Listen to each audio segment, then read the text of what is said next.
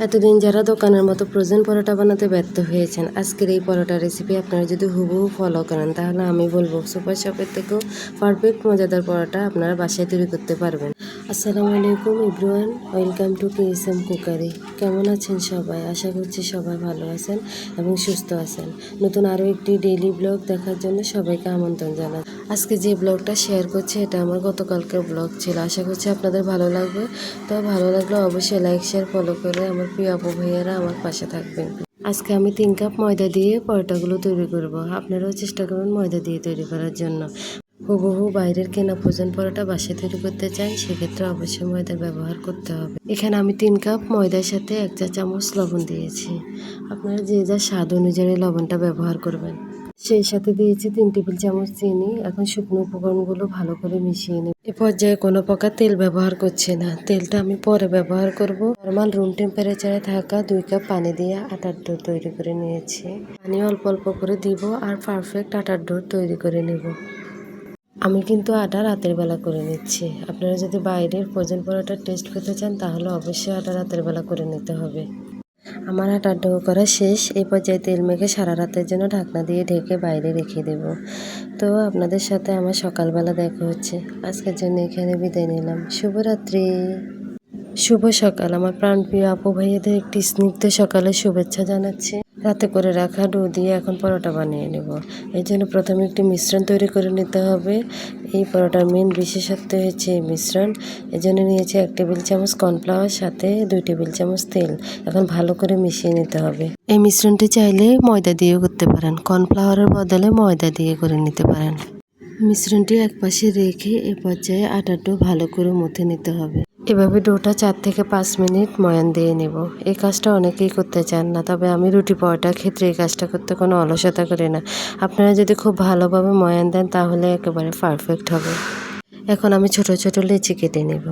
আমি এখানে 3 কাপ ময়দার 12টা পরোটা তৈরি করব। পরোটা যখনই তৈরি করবেন তখনই খুব বেশি মোটা করবেন না। অনেকে মনে করেন যে পরোটা মানেই মোটা মোটা করে বেলে নিতে হবে। মোটা পরোটা তৈরি করলে সেই পরোটার ভিতরে ফুলে না বা ফ্লাফি হয় না। এই যে দেখুন, টোটাল 12টি লিচি কেটে নিলাম। এখন পরোটা বানিয়ে নিব। এখন আমি পাতলা একটি রুটি বানিয়ে নিব। রুটি যত মিশ্রণ হবে পরোটা তত ক্রিস্পি হবে। রুটি সব দিক থেকে টেনে টেনে বড় করে বেলে নিতে হবে। রুটি বানানো হয়ে গিয়েছে। এখন আমি কর্নফ্লাওয়ার আর তেলের মিশ্রণ লাগিয়ে নেব। এর উপরে আবার ময়দা ডাস্ট করে দিব। এখন আমি রুটিটা কাটিং করে নেব। আমি একটি কাটিং করে নেব, ঠিক বিপরীত পাশে আরেকটা কাটিং দিয়ে নেব। এইভাবে টোটাল 8টা কাটিং দিয়ে নেব। আমি ভিডিওতে যেভাবে দেখিয়েছি ঠিক সেভাবে করে নেবেন। এখন পরোটার ভাঁজ দিয়ে নেব। পরোটার ভাঁজ কিন্তু অনেকভাবে দেওয়া যায়, তবে আপনারা যদি বাইরের কেনা ফ্রোজেন পরোটাগুলো খোঁজেন সেগুলোতে এইভাবে ভাঁজ দেওয়া থাকে। আপনারা দেখে বুঝে নেবেন। প্রতিটা লেয়ারে লেয়ারে যদি তেলের মিশ্রণটা দেন তাহলে খুব বেশি ফ্লাফি হবে। এটা একটু ধৈর্য সহকারে করতে হবে। আমার ভিডিওটি ফলো করলে আপনারা অবশ্যই পারবেন। এখন আমি পরোটার ডোগুলো রাখার জন্য তেল ব্রাশ করে নিচ্ছি। এই তেল ব্রাশ করে নিলে ডোগুলো একটার সাথে একটা লেগে যাবে না। একইভাবে প্রতিটা পরোটা বানিয়ে নিয়েছি। আপনাদের দেখানোর সুবিধার্থে আরও একটা পরোটা বানানো দেখিয়েছি। আমার প্রিয় আপু ভাইয়ারা, আপনাদের কাছে আমার ভিডিও পৌঁছানোর সাথে সাথে আমার পেজটিতে একটি লাইক শেয়ার ফলো করে আমার পাশে থাকবেন। আপনাদের একটি লাইক ফলো শেয়ার আমাকে এগিয়ে নিয়ে যাওয়ার জন্য অনেক উৎসাহিত করবে। এই পরোটা ভাজার পরে এতটা ক্রিস্পি হয়, আপনি চাইলে শুধু শুধু এমনিতেই খেতে পারবেন, আবার চাইলে চা দিয়েও খাওয়া যায়, এতটা মজার। এই পরোটাটা আমার ছেলে মেয়ে খুব পছন্দ করে। আমি যখন বানাই তখন খুব বেশি করে বানিয়ে ফ্রিজে ফ্রোজেন করে রাখি। মাঝে মধ্যে এই পরোটা দিয়ে তাদের সন্ধ্যার নাস্তা হিসেবে চালিয়ে দিই। আসলে পরোটাটা ক্রিস্পি হওয়ার কারণে ছোট বড় সবাই পছন্দ করবে। দেখেন আমার দ্বিতীয় পরোটাটি হয়ে গিয়েছে। এখন মুখটি সিল করে নিব। সেমভাবে প্রতিটি আটার গোল শেপ দিয়ে নিয়েছি।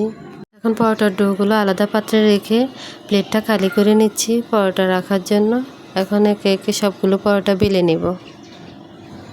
পরোটাগুলো বেশি একটা ভারী হবে না, একটু পাতলা পাতলা করে বেলে নিতে হবে, তাহলে খেতে অনেক বেশি ভালো লাগবে। আমার সবগুলো পরোটা বানানো শেষ। আমি কিছু পরোটা ফ্রোজেন করে রেখেছি, বাকিগুলো দিয়ে আপনাদেরকে দেখিয়ে দিব কীভাবে ফ্রোজেন করতে। আমি এখানে নতুন ফলে নিয়েছি। এখন পরোটা একটা নিচে একটা ফলে দিয়ে রেখে ডিপ ফ্রিজে রেখে দিব। আপনারা চাইলে এই পর্যায়ে ছেঁকেও রেখে দিতে পারেন, তবে এভাবে ফলে দিয়ে রাখলে খুব ভালো হয়। আজকে সকালে নাস্তার জন্য আপনাদের ভাইয়ার আর আমার নাস্তাটা ভেজে নিচ্ছি। পরোটাগুলো এত বেশি ফুলবে না, কিন্তু ভিতরে খুব ফ্লাফি হবে। ছেলে মেয়ের পরীক্ষার কারণে তাদের স্কুল এখন বন্ধ আছে। গ্যাপ দিয়ে দিয়ে তাদের পরীক্ষাগুলো হচ্ছে। রাতে অনেক রাত পর্যন্ত পড়াশোনা করে, এজন্য ঘুম থেকে উঠতে একটু দেরি হবে। তাদের নাস্তাটা তারা ওঠার পরেই ভেজে দিবে। আপনাদের ভাইয়া যেহেতু ঘুম থেকে উঠেছে, তার নাস্তাটা একটা নির্দিষ্ট টাইমের মধ্যে দিতে হয়। আসলে এইটুকু সময় সকালে নাস্তা বানাতে গিয়ে বোঝা যায় এই সময়টা কতটুকু গুরুত্বপূর্ণ। এজন্য ভাজি আগেই করে রেখে দিই। এখন ডিম পোস্ট করে নেব আমাদের দুজনের জন্য, আর ছেলে মেয়ে উঠলে ওদেরটা ভেজে দিব। আমি কখনো সকালে নাস্তা বানাতে অলসতা করি না। সবসময় চেষ্টা করি অল্প সময়ের মধ্যে ঝটপট একটা নাস্তা বানিয়ে নিতে। আর যে কাজটা আমাকে করতেই হবে সেই কাজে অলসতা করে কী লাভ বলেন তো। আর এদিকে দেখেন আমার সবগুলো পরোটা ভাজা হয়ে গিয়েছে। এখন আপনাদের দেখানোর সুবিধাতে পরোটাগুলো ছেড়ে দেখাচ্ছি। পরোটাগুলো এতটাই ফ্লাফি আর ক্রিস্পি হয়েছে, আপনারা না বানিয়ে খেলে বুঝবেন না। নাস্তা খাওয়ার জন্য সব রেডি। ভাজিটা ওভেনে গরম করে নিয়েছি, এখন টেবিলে দিয়ে দিব। এইদিকে আপনাদের ভাইয়া অপেক্ষা করছে নাস্তা খাওয়ার জন্য। আর সকালবেলা ঘুম থেকে উঠে আপনাদের ভাইয়া এই নাস্তা দেখে তো ভীষণ খুশি, আর আমার ছেলে মেয়েও ভীষণ খুশি হয়েছে। আর সবার মুখের হাসি দেখে আমার মনে হয়েছে আমার এই পরোটা বানানো সার্থক হয়েছে। যাই হোক, এই তো আমিও কিন্তু খাবার নিয়ে বসে পড়েছি। আলহামদুলিল্লাহ, পরোটাগুলো অনেক বেশি মজা ছিল। আসলে প্রিয়জনদের মুখে হাসি ফোটানোর মাঝে আমাদের গৃহিণীদের সার্থকতা।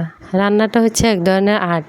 এখানে যে যত বেশি পরিশ্রমী ও মনোযোগী হবে, তার রান্না তত বেশি পারফেক্ট হবে। তো যাই হোক, আজকের ভিডিও এই পর্যন্ত। অনেক ভালো থাকবেন, সুস্থ থাকবেন, আমাদের জন্য দোয়া করবেন। আজকের মতো এখানেই বিদায় নিলাম। পরবর্তী ভিডিওতে আবারও দেখা হবে। আল্লাহ হাফেজ।